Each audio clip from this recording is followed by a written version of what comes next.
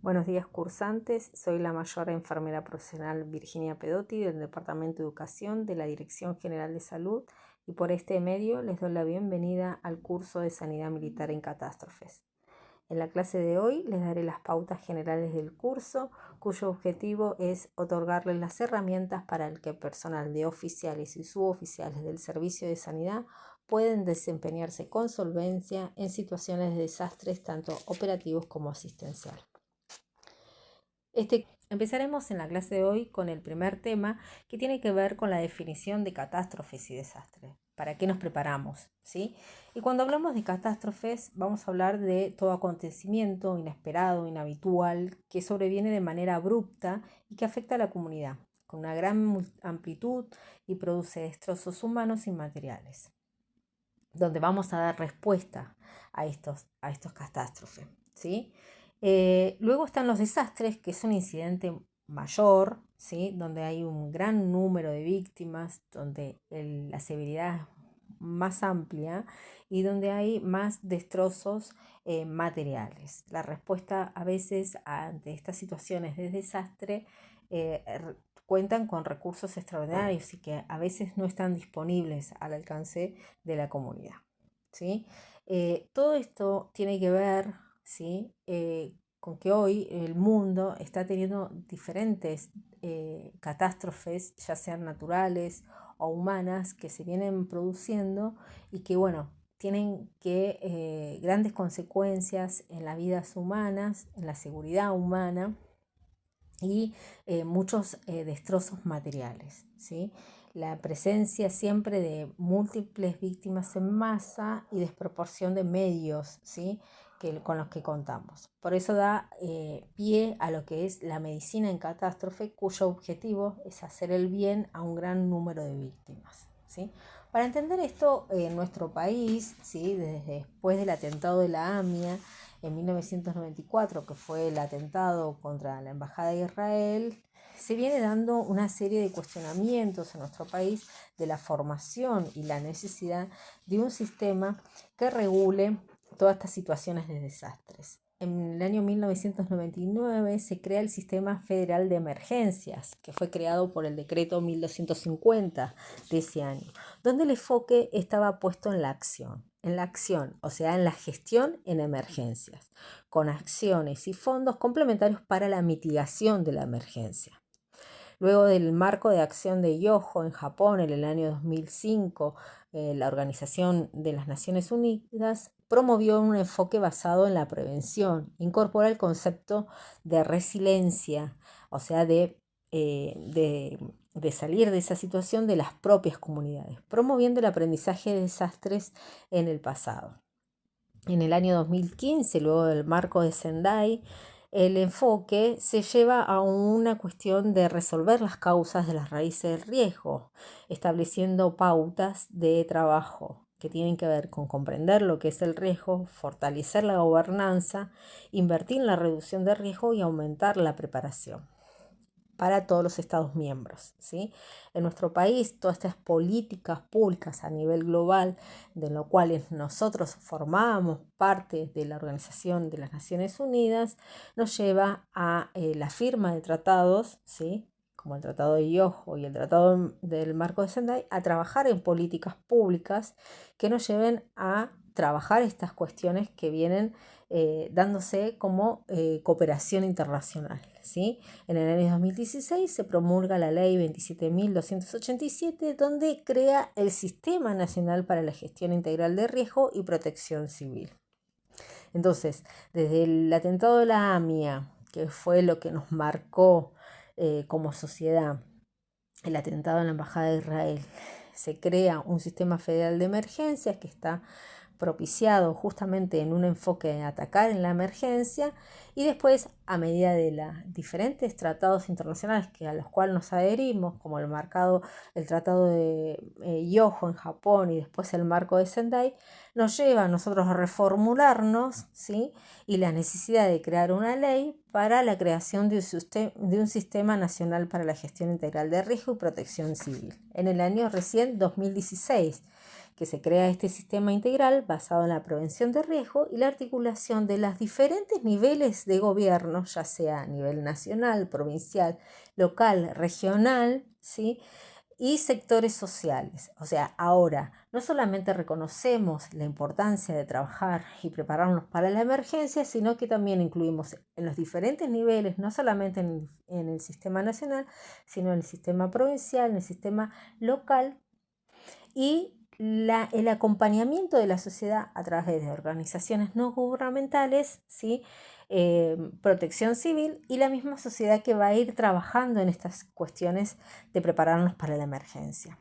Entonces, este sistema nacional busca promover una reducción de las causas de riesgo, un manejo oportuno, coordinado y eficiente de las situaciones de emergencia, y tiende a establecer mediante acciones la recuperación de iguales o mejores condiciones existentes al momento del impacto adverso. La prevención está orientada a la preservación de la vida, de los bienes y del medio ambiente, y todo lo que no tenga que ver con la prevención va al menoscabo de la seguridad colectiva. Entonces, entender esto es importante para nosotros comprender que somos partes de una sociedad en la cual tenemos que estar preparados para todas estas situaciones de emergencia y además contribuir para mitigar estos riesgos. Articular el gobierno nacional, el gobierno provincial, Ciudad Autónoma de Buenos Aires, municipales y organizaciones no gubernamentales y la sociedad civil para prevenir y mitigar las consecuencias de situaciones de emergencias mediante el sistema integrado de protección de la acción civil y gestión de riesgo. ¿Cómo está confirmado este sistema nacional? Está conformado por un Consejo Nacional que está a cargo del Poder Ejecutivo Nacional, con organismos y reparticiones que forman parte de la esfera nacional y del sector público nacional. Después está conformado por un Consejo Federal que está representado por un representante de cada provincia, de la Ciudad Autónoma de Buenos Aires, de organismos municipales a través de secretarios. Lo que generan son políticas públicas regionales, justamente para mitigar el riesgo. Después tenemos el registro de asociaciones civiles, voluntariados y organizaciones no gubernamentales que lo que promueven son un intercambio de experiencia. Y después tenemos la red de organismos científicos y técnicos que nos van a dar un mapa de riesgo de todas estas cuestiones de la situación en general de cada región que cuenta el riesgo. El financiamiento va a ser por fideicomiso, con aportes de nación, provincial, donaciones, rentas y préstamos, y va a estar integrado por un Fondo Nacional para la Gestión Integral de Riesgo y un Fondo Nacional de Emergencias. ¿Sí? La coordinación, en este caso, de este sistema nacional va a estar dado por el Ministerio de Seguridad. En el año 2024, ¿sí? Se crea por resolución 501 un programa de fortalecimiento local para la gestión integral de riesgo de desastres, que lo que busca este programa nacional es fortalecer a las regiones locales, ¿sí? ¿Por qué? Porque después de la primera reorganización de este consejo federal, se estableció que los problemas eran principalmente de las regiones, ¿sí? Como lo que pasó en Bahía Blanca, que fue específico de una región, que no afecta a más regiones, sino que es específico. Entonces, lo que se busca es que las comunidades sean resilientes después de estar expuestas a los peligros, de resistir y absorber y poder adaptarse y recuperarse de los efectos de manera óptima y eficaz, incluyendo la prevención, recuperación de sus estructuras y sus funciones básicas. Es importante la preparación de las ciudades para riesgos de desastres climáticos y o que no sean desastres climáticos, ¿sí? Entonces el objetivo es contribuir al fortalecimiento de las capacidades de los gobiernos municipales para la gestión integral de riesgo, mejorar sus capacidades técnicas a través de la transferencia de conocimiento y asistencia técnica. Todo este programa de fortalecimiento va a estar a cargo de la Dirección Nacional de Apoyo Federal a emergencias, donde se van a trabajar en 4 ejes temáticos que tienen que ver con la prevención, análisis de riesgo, con operaciones, con bomberos voluntarios, capacitación y organizaciones de la sociedad civil. La prevención, análisis de riesgo va a estar orientada a integrar un sistema nacional de alerta y monitoreo de emergencias, con mapas de riesgos, informe de trimestral de escenarios de riesgos y planes de prevención y mitigación de riesgo. Las operaciones va a estar coordinada, ¿sí? Busca la coordinación de las fuerzas policiales, de seguridad, de protección civil, de defensa civil, con la que cuenta cada región, los planes de operación y las telecomunicaciones. Y después, todo lo que tenga que ver con los bomberos voluntarios, hacer un registro de las entidades bomberos voluntarios, las rendiciones y las fiscalizaciones de las capacitaciones de estos bomberos voluntarios. Todo lo que tiene que ver con la capacitación, que va a ser transversal, ¿sí? El fortalecimiento local y los conceptos básicos de la protección civil y del sistema integral de riesgo y el sistema SINAGIR. Y las sociedades civiles se busca el registro del voluntariado, ¿sí? De todas esas cuestiones y la coordinación y los mecanismos de trabajo. Todo esto es tendiente a mejorar los comités de desastre. Para lo cual es importante que ustedes conozcan que cada provincia, municipio, hospital va a tener un centro de operaciones de emergencia. ¿Qué es un centro de operaciones de emergencia? Es un espacio físico centralizado para las actividades en respuesta a las emergencias, ¿sí? Es un centro de operaciones de cooperación de diferentes organismos gubernamentales y no gubernamentales que van a actuar, ¿sí? Van a gestionar ante la emergencia. ¿Cuáles son sus funciones permanentes? Tienen que ver con revisar, actualizar procedimientos operativos estándar en respuesta a las emergencias, asegurándose que todo el personal conozca bien y se actualice periódicamente. Va a estar integrado por expertos para cada función crítica en la emergencia, como gestión de incidentes, administrador de emergencia, gestión de información y programas. Va a tener la capacidad de formación y hacer ejercicios de simulación, tanto a nivel nacional como regional, para mantener la preparación de todo el personal. Y después va a recopilar, analizar e informar sobre las respuestas para las lecciones aprendidas. En relación a las funciones de emergencias, específicamente en la gestión ante la emergencia, las funciones van a estar centradas en el apoyo operativo y coordinar la respuesta, aprovechar todos los recursos existentes y orienta a la distribución de los recursos humanos, de la información y del personal capacitado, y luego va a estar orientado a integrar un equipo de gestión de emergencias.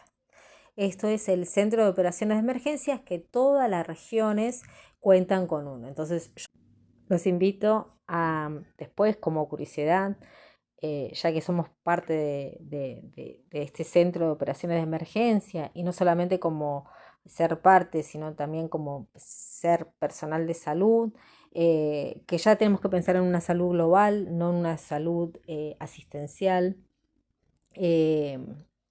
pensar en otras cuestiones más globales, ¿sí? De interés para la comunidad, y que muchas veces cruza los límites geográficos. Entonces, los invito como curiosidad personal a tomar contacto con los centros de operaciones de emergencia, por lo menos conocer las regulaciones y si hay programas de capacitación, y establecer un vínculo con la gente que integra ese centro de operaciones de emergencias como personal de salud y como parte de este centro, que en algún momento nos van a llamar, ¿sí? Para ser parte. Estaría bueno que antes de que llegue la emergencia nosotros podamos establecer vínculos con otros profesionales que van a estar en la misma actividad de gestión para la emergencia, ¿sí? Así que bueno, esto es a nivel nacional en cuanto a las leyes que nos rigen para formar parte del Centro de Operaciones de Emergencia. Entonces habíamos hablado sobre lo que es la definición de catástrofe y la diferencia con lo que es un desastre, ¿sí? Y después nos quedaría ver lo que es la clasificación, que pueden ser la clasificación en cuanto a catástrofes naturales y antrópicas, ¿sí? Las naturales tienen que ver con esto que hablábamos del cambio climático, las que influyen en la contaminación del suelo, aire y agua, ¿sí? Que está produciendo todo este cambio climático y está trayendo eh, eh, ciertas situaciones de desastres naturales y las antrópicas que tienen que ver con la acción específicamente del hombre, que pueden ser las tecnológicas, las sociológicas accidentales, las sociológicas provocadas, ¿sí? Después tenemos que ver en relación a cuáles son los efectos, si pueden ser efectos simples o complejos. Los simples tienen que ver con la afectación de alcance limitado y los complejos tienen que ver con la afectación con una gran magnitud y extensión. El cuánto dura, ¿sí? Si es de corta duración, de media duración o duración prolongada. Esto tiene que ver con las horas, ¿sí? Donde se producen los desastres, el dónde, ¿sí? Si son rurales o urbanas, el cuánto de extensión, ¿sí? Si son a menor de 1 kilómetro o 100 kilómetros o mayores de 100 kilómetros. Y después en relación a las consecuencias, si son consecuencias inmediatas o mediatas.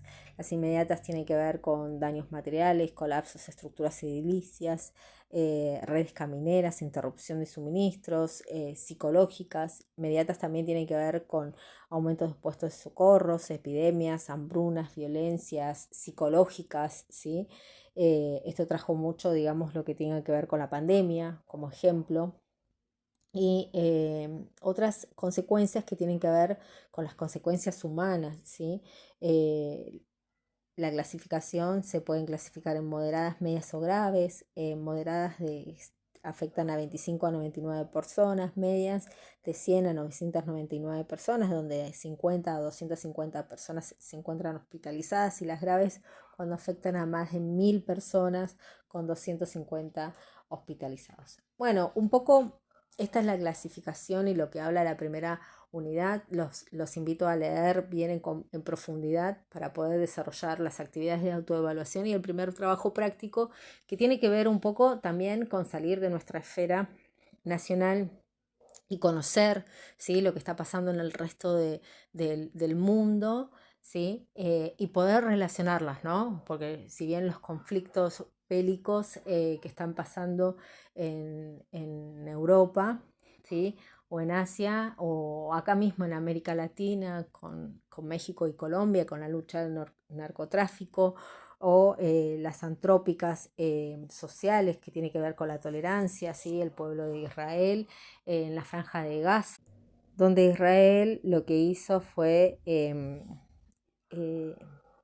atacar de las 3 plantas potabilizadoras de agua, 2, lo que produjo en la población de Gaza una reducción brutal de lo que es la provisión de agua, donde la OMS estipula una provisión de 120 a 122 litros por persona, incluyendo el aseo. En Gaza solamente están proveyendo por persona 5 litros, de los cuales 1 litro es apta para el consumo humano. Teniendo en cuenta que es una región donde hay salinización del agua, ¿sí? Y bueno, esto está trayendo consecuencias para la población, ¿no?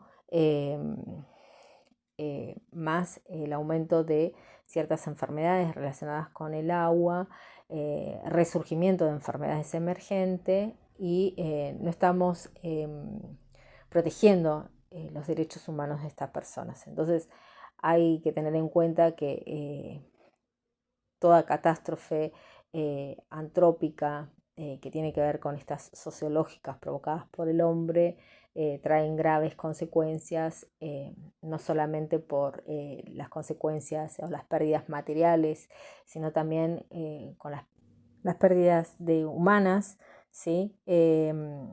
Sino con la protección de los derechos humanos. Entonces nos lleva a replantearnos que tenemos que tomar en serio el tema de poder actuar con solvencia ante estas situaciones de emergencias, ¿sí?